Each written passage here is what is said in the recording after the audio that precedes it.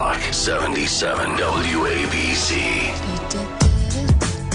Now, I will admit, coming here tonight wasn't the easiest thing for me. There have been a few times this past week when all I wanted to do was just to curl up with a good book or our dogs and never leave the house again. But if there's anyone who knows how to pick yourself up and get back on your feet and get to work, it is Marion. Marion, she wants to get married again. Back on the Bernie and Sid show on 77 WABC. That was, a disconsolate Hillary Clinton. Weary.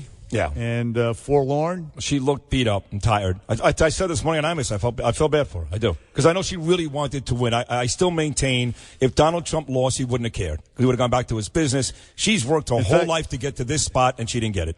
You're probably right about that. But she was there. It's been analyzed. The postmortems have been done. The reason she lost, a lot of reasons. I mean, she couldn't pull in the former Obama voters. True. The minority voters did not show up for her. Yep. She was, justifiably, I think, perceived as dishonest, bought and paid for, et cetera, et cetera. It was also a backlash to the smug, biased media. That's the journalists, and also the entertainment media, the snotty late-night comics, all of them who were in the tank for her. Everybody was like, screw you, we need something different. But our next guest, our friend, good man, Lanny Davis, who worked in the Clinton administration in the late 90s during the scandalous Monica Lewinsky times and defended Bill Clinton. He is on the line with us right now, and he's out. He's actually wrote an article for the Hill magazine, the online, I guess it's an online. Yeah, he writes them all the time. They're very, very good. Very good. Lanny Davis says something different. Lanny, good morning, and welcome to Bernie and Sid. Hello, Sid and Bernie. Hello, Bernie and Sid. Now, which one of you is number one among equals? I mean, there can't be a co-equal deal here. So who's more important between the two of you? Because I want to suck up to the one who's more important. Bernard, not even close. Lanny, it's him. Not even close. Hey, Sid, my coffee's a little it's starting to cool. I won't. You mind? I'll talk to Lanny while you run. Before Bernard does get at you, Lanny, he's going to get at you here. Just be prepared. I already prefaced pretty much what Bernard is a puppy dog. I know he is. He is a sweetheart. That's rich coming from you, Lanny. But before I get to that, Lanny, I want you to know that the Imus had John Calipari on this morning. So I texted your son, who I love dearly. He's a great kid and a great college basketball guy, Seth. I had a question about Calipari, and guess what? He hasn't gotten back to me yet. That's unusual because Seth's pretty quick on text messages, especially regarding Coach Cal. And by the way, Lanny, I voted for Hillary, and he still hasn't gotten back to me yet. He may be traveling because he's coming to visit with me and family because my granddaughter's about to be bat mitzvah. So maybe in beautiful. The air. Mazel tov. Mazel tov. Just a quick sidebar before we get to Hillary. Coach Cal and Seth have become very buddy. At one point had a parting over commentary that Seth made that was not intended to be hurtful. But I got to know Coach Cal, and when Seth and Coach Cal kind of made up and they're respectful of one another, I discovered that Coach Cal, I hope I don't damage his career as one of the greatest coaches in the country, but he's a very strong Democrat and sympathetic to my point of view. So there you go. Okay, well, Lanny Davis. Now at this point, having one. What the hell was that? I don't know. LeBron James popped out of nowhere. Go ahead. So, Lanny. All right, let's talk Hillary. Can I ask you a question before we get to your? How come she didn't go to Wisconsin since July? I mean, did she not miss the underlying seething anger and frustration of the voters out there in Pennsylvania, Wisconsin, Ohio, Michigan? So 27,000 under 1% votes she missed. So that. There's no question. All right, but you go ahead.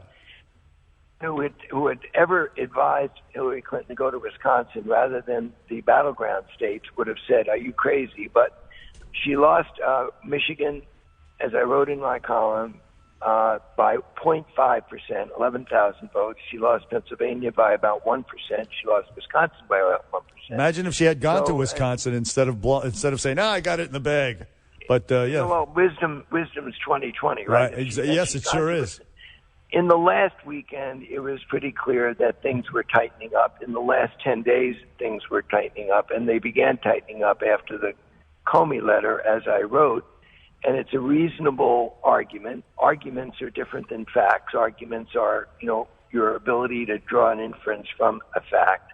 The fact that 3 states were 1% or less, beginning with a tightening that occurred immediately after October 28th's Comey letter, leads me to an argument that the Comey letter was the big difference maker, especially his second letter, which led to 4 days up to election day. I don't think anybody can deny that. She clearly had the momentum after the third debate, and I think 2 things happened that started to derail her. On top of what Bernard is saying is true, but the 2 things were, oh my God, here comes Obamacare spiking, and the Comey letter. Those 2 specific things, Lanny, those 2 started to hurt her, and then the rest, which Bernard talks about, did come into play. But I don't disagree. I think she had the momentum, she was looking good, and the Comey letter was the beginning of the derailment. Well, if we were talking about a significant number of votes that need to be affected by one or both of those events, then we could have a pretty good argument. Who knows? No one can be proven right or wrong. But if you're talking about a margin of 1% or less in the case of these 3 dark blue states, and they were 5 to 10% margins up to October 28th in every single poll, and the tightening began to occur so that the campaign recognized it, and Hillary Clinton went to Michigan. That's when I certainly knew things were serious, on the night of before the election. That's my argument. But I don't want you guys to miss the more significant part, given that we now have a Trump administration about to take power, that Rudy Giuliani, after consulting with 2 senior former federal prosecutors, at least arguably committed a crime by revealing the results of FBI investigators, which is a crime in obstructing justice. And I stated the statute that on national television on November the 4th, Giuliani said, I hear from former FBI agents that the FBI had told me ahead of time, had told these former agents about this Comey letter, or referencing to a big surprise. And in making that admission, he disqualifies himself certainly to be Attorney General because he's complicit in a leak of an FBI investigation, which is obstruction of justice if there's some proceeding, which there was. And I'm hoping that in the public dialogue, I'm the first one to raise this, but when I saw him on Fox on that morning, I said, this man's a former top prosecutor in New York. He just probably committed a crime. I hope that gets into our conversation, but we can go back to the Hillary. Okay, but I'm sure that did not affect the election. I mean, let's face it. No. I'm just making that as a going forward issue that needs to be addressed. If anybody considers Giuliani for a cabinet position, he's got to explain himself about participating in a criminal, potentially at least criminal conspiracy.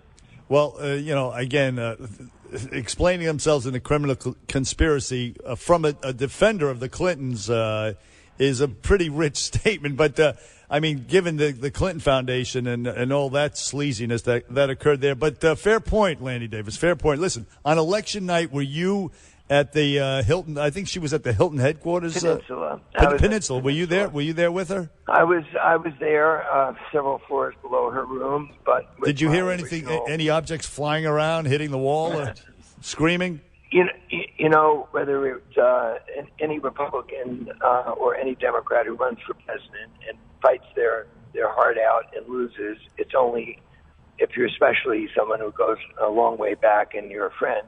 You only feel a profound sadness for and empathy for the hurt that she must have experienced. But her comment last night of a record of getting off the mat and fighting back, ever since I met her in law school, that's the only thing I can say about Hillary Clinton, and there's a lot of woulda, shoulda, couldas that led into your introduction, is that she won by over 1 million votes over Donald Trump. So whatever constituencies that she didn't get compared to Barack Obama or compared to anyone, she won the popular vote. Now, that's not to say that Donald Trump doesn't deserve to be respected as our next president under our system. I'm not saying that he does, and I hope he can withdraw some of the awful things that he said and be a successful president. All of us need that. Well, that's very but gracious. She did win.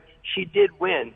Every time I hear people talking about all of the things she did wrong, she won by over 1 million votes, and it looks like it'll be close to 2 million votes. So that's just a fact. It doesn't mean that Donald Trump doesn't deserve our respect as our next president. You know, what's funny, though, Lanny, is that a ton of people before the election was saying that, hey, I wouldn't be surprised if Donald Trump won the popular vote, but not going to win the Electoral College. And he kept talking the whole time how the thing is rigged and rigged against him and blah, blah, blah. Now looking back, now that you've just said what is true, that Hillary did win by over 1 million votes, yet she lost the election, you're the ones who are probably now pissed off about the Electoral College, yes? No, because of intellectual honesty. Donald Trump tweeted, I just saw it last night in 2012, the Electoral College system is a travesty, and it should be by popular vote. Whatever else I've just said graciously about wanting Donald Trump to succeed as our president, it is a simple fact that he's a hypocrite. He says things for the moment and then switches his position. And now the Electoral College looks pretty good to him. I support our constitutional system of an Electoral College. He's the 5th president to be elected in our country's history, having not won the popular vote. That is our system. What about the sentiment out there being expressed by Obama, who says that you got to go talk to these people out there, these people that are hurting, implying that Hillary didn't talk to them, and Bernie Sanders essentially saying the same thing. As a matter of fact, listen to what Bernie Sanders said. They're actually kind of throwing Hillary under the bus right now. Take a listen to this. What he did is he tapped into a lot of pain and anxiety and angst the American people are feeling, which is very rarely reported in the media or understood by the punditry. The fact is there are millions of people in this country right now today whose life expectancy is lower than their parents. They are living in despair. They're turning to alcohol, drugs, and suicide because they see no future for themselves. If there's a silver lining this for me personally, it's the two issues I have been on the case of liberals for, and they've been booing me about this for years, and maybe they'll listen. One is political correctness. I think I did a show about that for 9 years. You're outrageous with your political correct bullshit, and it does drive people away. And two, Islam. You know, Islam. They don't, Democrats, there's a terrorist attack, and Democrats' reaction is don't be mean to Muslims instead of how can we solve the problem of blowing up in America. So, Lanny Davis, there you have three. Bernie Sanders and now Bill Maher weighing in. They missed all that. Hillary didn't tap into any of that, the feeling of the electorate out there. What do you say to those guys? Well, first of all, they're right. You can have two things that are right. Hillary Clinton ran a successful campaign and won 2 million more votes than her opponent. Under our system, she didn't win. And the system is a legitimate system based upon recognizing states. That was our compromise at our original Constitution. And the campaigns were tailored towards winning in that system, yes. No, but you can't say that she failed if she won 2 million votes more than Donald Trump. But it's also right, you can have two things right at the same time, that we Democrats need to do a better job at talking to working-class Democrats who are culturally conservative. People regarding guns, people regarding religious issues, even pro-life issues, but also economic populism, which Bernie Sanders is so articulate about. So you can have two things at the same time that are right. The one thing that I am personally sick of as a Democrat, even when we won with Barack Obama, is looking at the map of the United States. The one that really gets me upset when we won 2 straight elections with Barack Obama, and less so when Bill Clinton ran, is you look at the county map of America, and it's all red, except for little splotches of blue on the East Coast and the West Coast and in the Midwest. And that was the case with Barack Obama, too.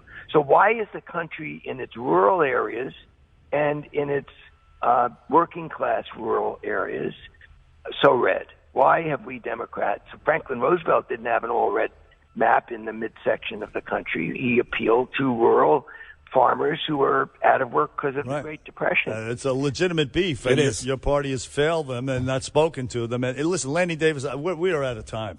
But you are gracious and beautiful, and we love you, Lanny. And even in defeat, you're a class act. You really are. Tell Don I said hello, and I'm glad we have Seth Davis fans. He's a lot better than his father. All right, Lanny. Thank you, Thanks buddy. very Great much, job. sir. Great job. Back on the Bernie and Sid show after this. 77 WABC.